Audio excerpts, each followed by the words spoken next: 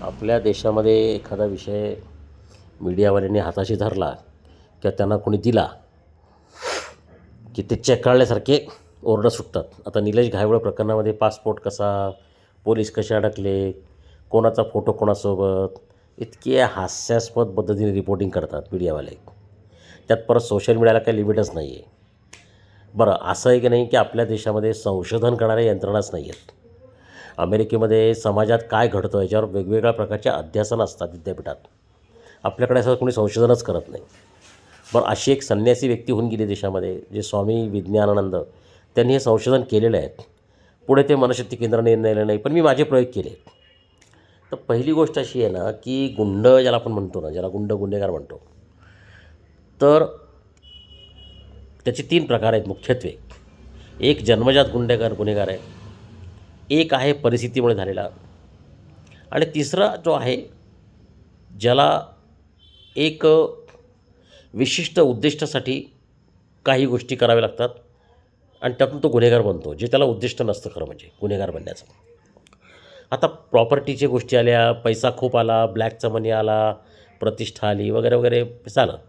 पण पुढे काय होत गेलं की राजकीय लोकांना असं लक्षात आलं की मला विशिष्ट मतदारसंघामध्ये 50,000 25,000 मतं हवी असतील, तर झोपडपट्ट्या, गरीब वस्त्या ह्यांच्यामधला दादा कोण आहे त्याला पकडलं पाहिजे, हक्काची मतं हवी असतील तर. दुसरीकडे गुंडांना काय लक्षात आलं की उद्या मला पोलिसांनी पकडलं तर मला डायरेक्ट मंत्र्यांना, आमदाराला फोन लावता आला पाहिजे. पोलिसांना असं लक्षात आलं की कोर्ट अशी यंत्रणा आहे की ह्यांना पकडलं तरी 1 महिन्यात त्यांना बेल मिळतो किंवा जेलमध्ये गेलं तरी सुविधा मिळतात, तर आपण कशाला आपल्या अंगावर जीवावर घ्यायचं.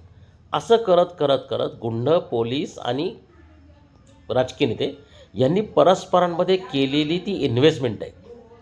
घायवळला पासपोर्ट कसा मिळाला, तो लंडनला कसा पळून गेला, त्याचा एकनाथ शिंदेसोबत फोटो आहे की नाही, मेधा कुलकर्णी काय म्हणतात, चंद्रकांत पाटलांचं काय म्हणणं आहे, धनगेकर काय म्हणतात, हे सगळं दुय्यम आहे.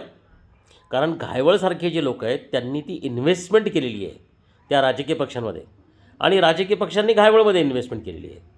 तर एखाद्या धंद्यामध्ये जे शेअर होल्डर असतात, पार्टनर असतात, त्यांचा जसा वाद होतो ना तसा हा वाद आहे. याचा समाजाशी काही घेणं नाही आहे. समाजाने फक्त हे नाटक पाहायचे, परिणाम भोगायचे. गुंड आणि राजकारणी दोघंही समाजाला खेळवतात आणि ह्याला समाज जबाबदार आहे. कारण जेव्हा तुम्ही घाबरता कोणत्या गुंडाला किंवा राजकीय नेत्याला, तिथेच तुमचा पराभव होतो. स्वामीजी नेहमी सांगायचे की कुठल्याही गावामध्ये 100 लोकांमध्ये 1% गुंड असतील, पण 99% भित्रे आहेत म्हणून तो गुंड पॉवरफुल आहे. तर खरा प्रॉब्लेम लोकांचा मनोबल वाढविण्याचा आहे. पण ज्या मनशक्ती केंद्रात स्वामीजींनी शिकवलं त्याच मनशक्ती केंद्राने गुंडगिरी आणि लाचारी केली, तर काय त्याचं दुर्दैव आहे. हा मुद्दा आहे खरा.